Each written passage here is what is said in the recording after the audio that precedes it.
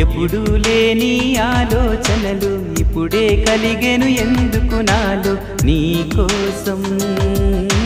నీకోసం ఈ లోకమిలా ఏదో కలలా నాకంతా కొత్తగా వింతగా కనిపిస్తుంది